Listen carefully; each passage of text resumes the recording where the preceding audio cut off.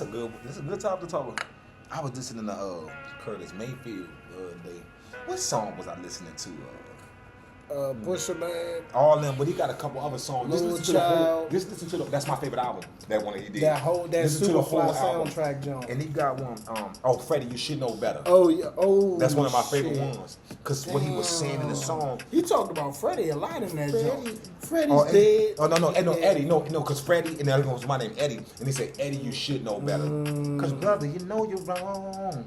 He talked about some real shit in that song. Wow. And how people basically build up and made a way for this man. And they was like, but he said Eddie proved to be so much less. Right. We try to make him better than all the rest, but the boy proved to be so much less. Bro. He didn't have you ever lived some shit like that where somebody you knew growing up was a hood star? Somebody you thought was going to transcend and rise above all the bullshit. Bro, this shit about to make a nigga quit. And a nigga end up being a crash out and making pipehead moves. I know, motherfucker. I ain't even gonna touch bases on the shit, get into detail. Like, but what he just said, I know a nigga like that, and he dead. That shit hurt my heart, bro. And he did it to himself, type shit. Like, heart. I know a nigga back when I was young coming up. I'm talking about from 8th grade up. We was in, no matter of fact, 7th grade, fucking home type shit. Every pair of Jordan. Every this, every that, fresh to death, every day in school. I'm talking about it was a point where Jordan was coming out with the same shoe, just different color. Here, 1 week, the shoe would just be white and green. Next week it's white and red. Next week it's white and black. He getting all of them. Every last pair nigga had. We like, oh, this nigga destined to be this and that and the other. Man, caught up with my homeboy. I ran into the nigga years down the road from school. Like I said, I ain't gonna get the detail because this shit, that's my homeboy. Right. We ain't gonna get no name. No name. And but I'm gonna tell a fucking story for your ass. And so I caught back up with him, actually exchanged numbers with him and shit like that. Right. And then somebody had hit me and told me a story about him. Like, man, bro, kinda ain't insane no more. I said, you lying. And then at this spot, as soon as a person told me that, my homeboy hit my phone off some wild boy shit. Mm-hmm. And I was like, nah, bro, I don't even know what the fuck you talking about. You need to chill out. Right. Shortly after that, about 6 months later, nigga bombed himself. Bombed over a bitch. Hey, y'all subscribe to the channel, Wiz and Wisdom and Reddcroxx show. For sure. That was a motherfucking life lesson. Yeah, it was just, and it hurt me. I was like, y'all ain't talking about. I said, there's no way. I was like, the nigga was walking on like this. What did the gold brick? Nigga had rose petals like nigga had a gravy train. He was the king of Zamunda with gravy fucking wheels, with biscuit wheels. Right, I'm talking about rose petals and gold brick.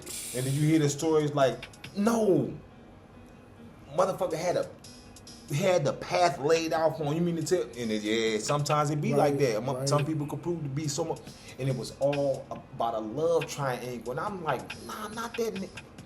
Not this nigga. Not this nigga. And then when they came, and then when I heard the story, I was like, damn, love it can ruin you. I was like, that's my dog. And I was like, throw you off a little bit because, like you say, sometimes, because it's far from hating me.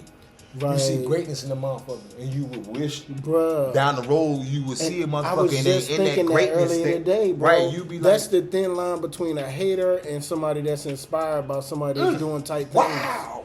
It's a thin line. It's a thin line between a hater and somebody that's admiring the qualities that might be of a saying, good bro. person, bro. It's a thin line between hate and inspiration. Nigga, tell me about it. That's bro, I swear, and I'm gonna after you finish your story and close it up. I'm this close. It's good. I'm good. Right. I'm gonna say that. I think that's what I realized about the nature of me, as opposed to some of the people I've known in my existence. Okay. In my journey, like people like to say. Okay, that was tough. The people around me, I've been around some good quality people.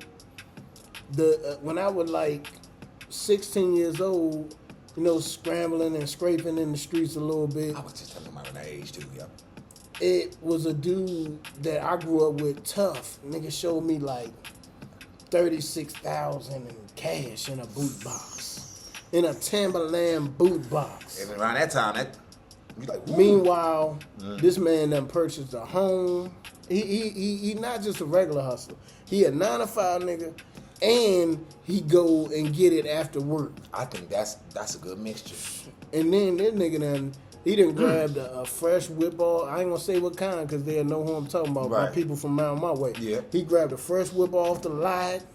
That's how you do it. He motherfucking grabbed a motorcycle. That's how you do it. He done tricked the bank accounts up so he can use his job income with his boosted income to get the loan for the house. That's the move. Bruh. And then tell me why. And nigga, this is the nigga that when I used to go to the Ritz back in the day in D.C. On college night. This nigga, this before he had to whip off the lot. He had a fucking Expedition before that, a blue joint with neon lights in it on 20s. And well, he back in the day, them Duskies. Them Duskies, right? He used to take like I ain't gonna say 10, but it was 2 carloads of niggas. And he would walk to the front of the line, a long ass line at the Ritz, and say all of them with me. With me, and they just go. And we just cut the whole line, no pat down. I'd have been one of the motherfuckers in line like, no wristband. what y'all doing? Who's he? Nigga, I had a wristband and I was 16, 17 years old. Oh, you gotta love it, dog. So, but I built this man up to say all this. And he looked out for me and taught me a lot about the street. That's what's up. So I ain't gonna down him. But 10, 15 years later, this is the same dude that's pulling pipehead moves for $250 out here. Man, the game. Bruh. Where they do that at? Bro, the game. Sometimes, somebody told me one time, and it had me like that think about it, I guess I can say it's different levels to this shit, as they say. Right.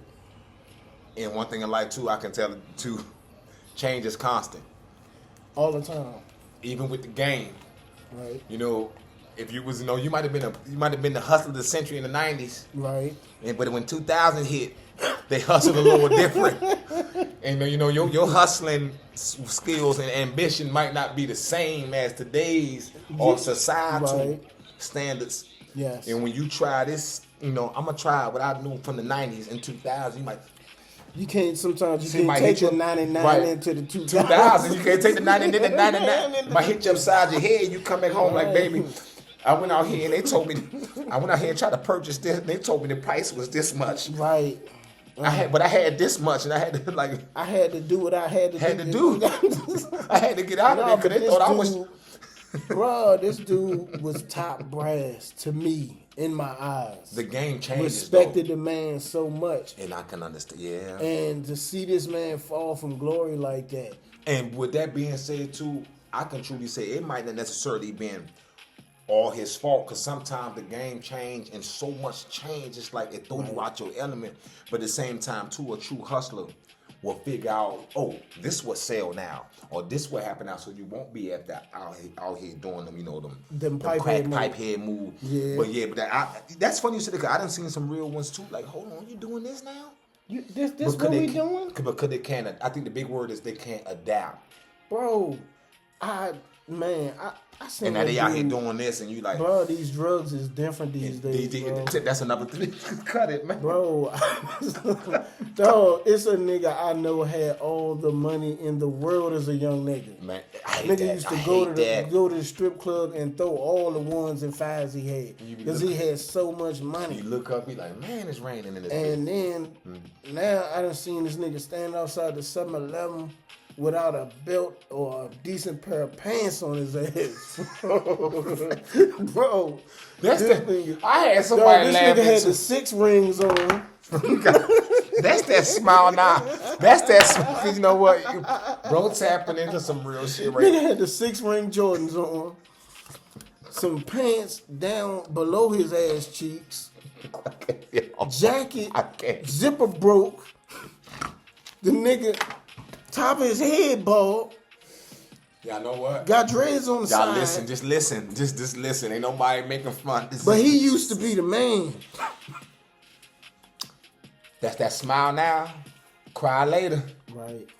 Or laugh now. Yeah, you laughing now. Right. You laughing. But it can happen to anybody. That's what the smile now, cry later is. That's what I always speak on. That's why you laughing now. But he gonna cry later. You gonna cry later, though.